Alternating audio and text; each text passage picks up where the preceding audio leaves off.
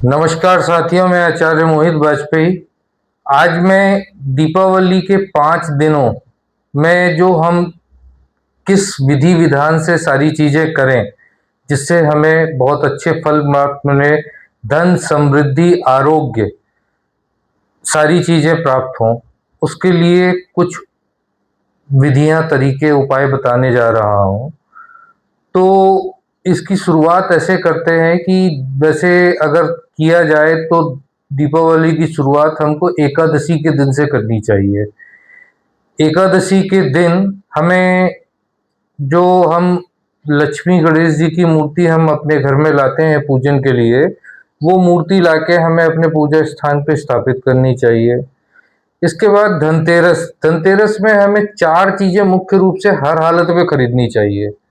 एक कलश खरीदना चाहिए, एक झाड़ू खरीदनी चाहिए, एक शहद खरीदनी चाहिए और केसर खरीदना चाहिए।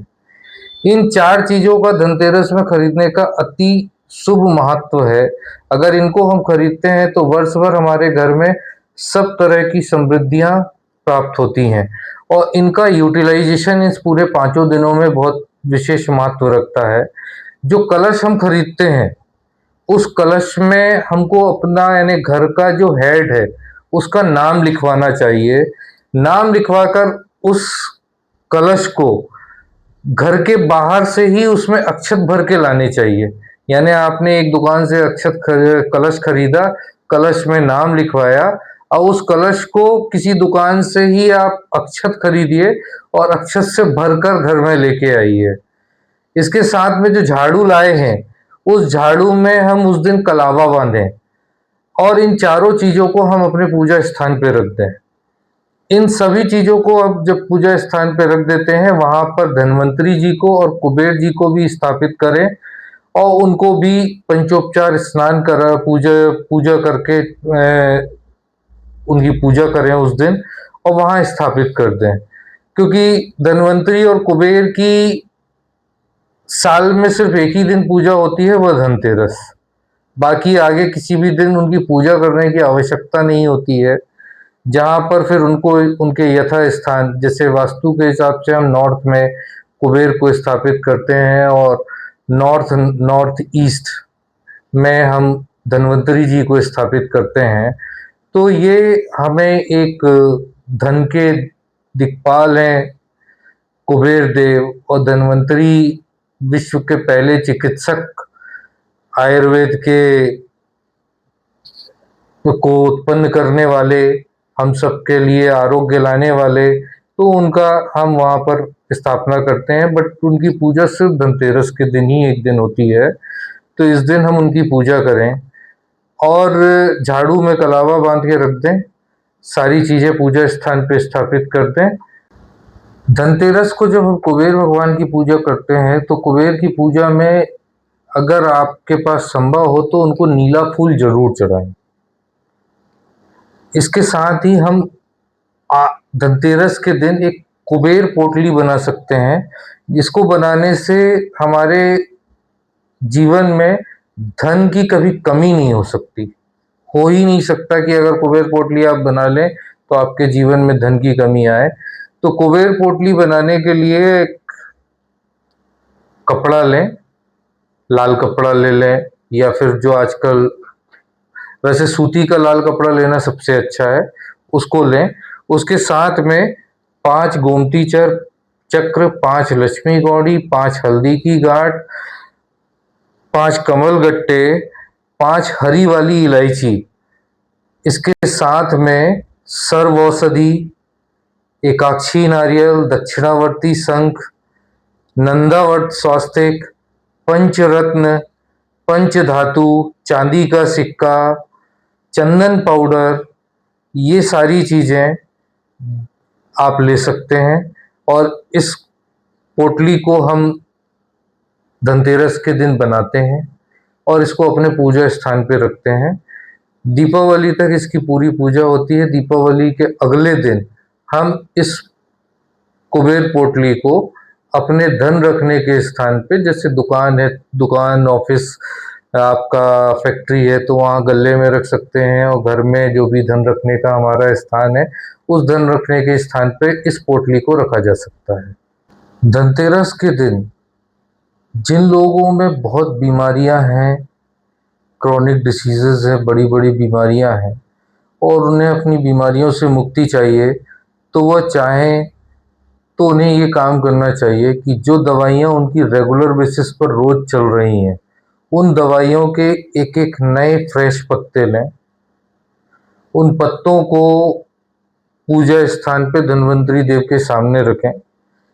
एक पर्ची में, सफ़ेद पर्ची में, प्लेन पर्ची में अपना नाम, पिता का नाम लिखें और भगवान धन्वंतरी वहाँ पर लिखें कि मुझे रोगों से मुक्ति दिलाएं, मेरे रोग खत्म हो और मैं निरोगी जीवन जीऊँ। इसके साथ ही धन्वंतरी भगवान से हाथ जोड़कर प्रार्थना करें कि हे धन्वंतरी देव, जो मेरे जीवन में इस समय ये जो रोग चल रहे हैं, ये जो दवाइयाँ चल रही हैं, इन दवाइयों से मुझे मुक्त करें। और जो दवाइयों के पत्ते और ये जो पर्ची हमने ली है, उसको अपने सिर से एंटी क्लॉकवाइज 7 बार उतारें और 7 बार उतारने के बाद वहाँ पूजा स्थान पर धन्वंतरी देव के सामने रख दें। ये करने के बाद इसको दीपावली की सुबह तक वहीं रखे रहने देना है। दीपावली की सुबह आप इस दवाइयों के पत्तों को और जो पर्ची हमने लिख कर रखी है वहाँ से उठाएं और जाकर जल में प्रवाहित करते हैं।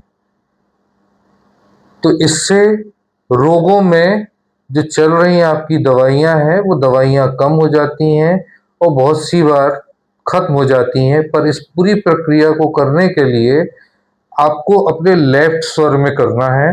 लेफ्ट स्वर में वो भी जब आपकी सांस की लंबाई लगभग 12 उंगल से 16 उंगल के बीच में हो, ऐसे नापा जाता है।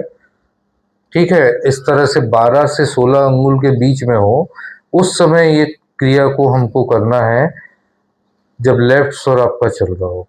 तो इससे निश्चित रूप से रोगों से मुक्ति आपको प्राप्त होगी। धनतेरस के बाद अगला दिन होता है नरक चौदस, रूप चौदस, रूप चतुर्दशी, नरक चतुर्दशी, अलग अलग जगह अलग नाम से बुलाया जाता है इस दिन को।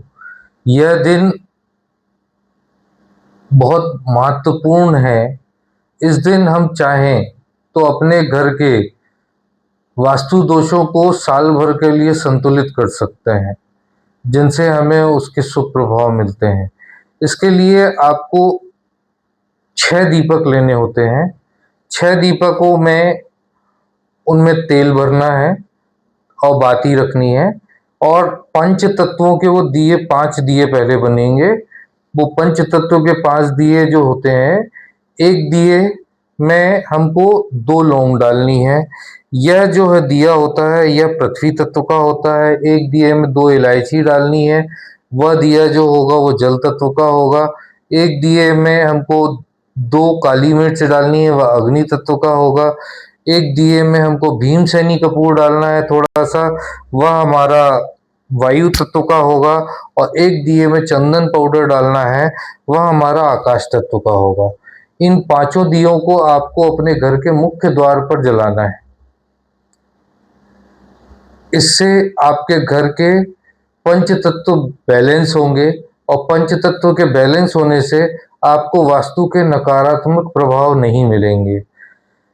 इसके अलावा जो छठवां दीपक है, उसमें आप सरसों के तेल का उपयोग करें और चौमुखा दीपक अपने घर के दक्षिण में जलाएं।